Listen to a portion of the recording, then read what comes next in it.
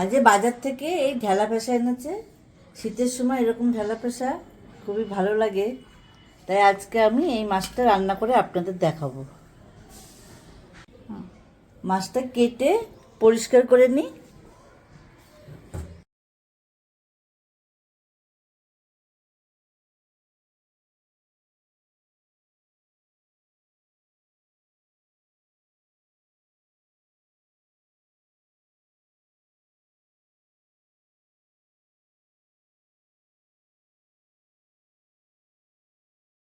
মাছটা কেটে ধুয়ে নিয়ে এসেছি। এবার আমি মাছটা নুন হলুদ দিয়ে মেখে রাখবো কিছুক্ষণ। লবণ দিয়ে দিলাম আর একটু হলুদ দিয়ে আমি কিছুক্ষণ মাছটা মেখে রাখবো।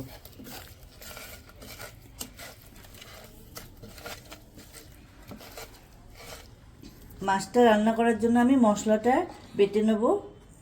এখানে 2 চামচ মতো সর্ষে আছে, বড় 2 চামচ, আর 2 চামচ সাদা জিরে, আর কটা কাঁচা লঙ্কা দিয়ে আমি মশলাটা বেটে নেব। আমি কড়াইতে তেল দিয়ে দিলাম। আমি মাছটা বেগুন দিয়ে রান্না করব, এর জন্য প্রথমে আমি বেগুনটা একটু ভেজে নেব। বেগুনটা নুন হলুদ মাখিয়ে নেব।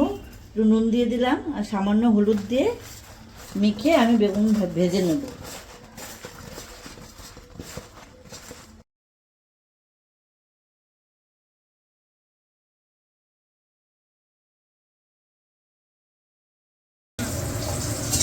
বেগুন ভাজা হয়ে গেছে, আমি বেগুনটা এবার উঠিয়ে নেব।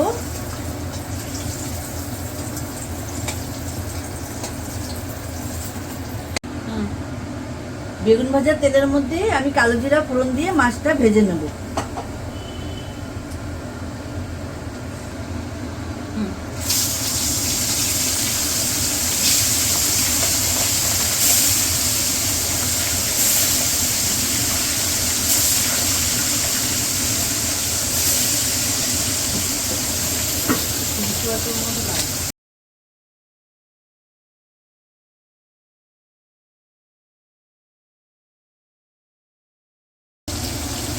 মাছটা ভাজা হয়ে গেছে হালকা করে।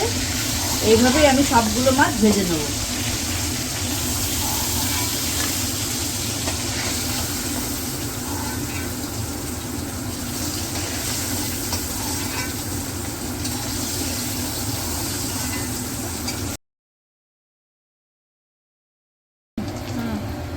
মাছগুলো ভাজা হয়ে গেছে, আমি এবার কড়াইতে মশলাটা দিয়ে একটু কিছুক্ষণ কষিয়ে নেব।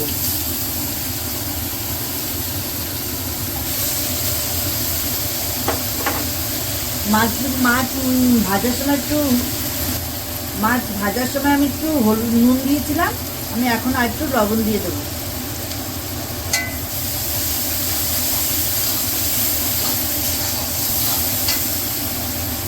পরিমাণ মতো হলুদ দেবো,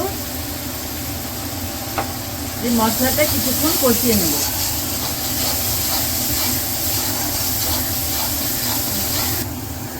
এবার মশলা ধোয়া বাটির জলটা দিয়ে দিচ্ছি।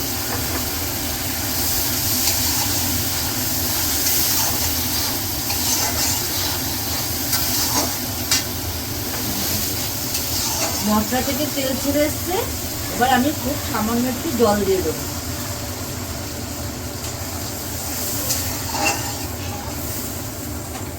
জলটা ফুটে উঠলেই আমি মাছ আর বেগুনটা দিয়ে দেবো।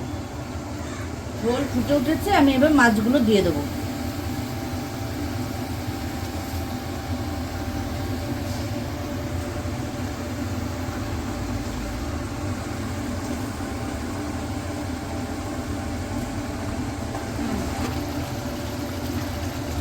এবার আমি ওপর দিয়ে ধনেপাতা ছড়িয়ে দেব। মাছ রান্না হয়ে গেছে।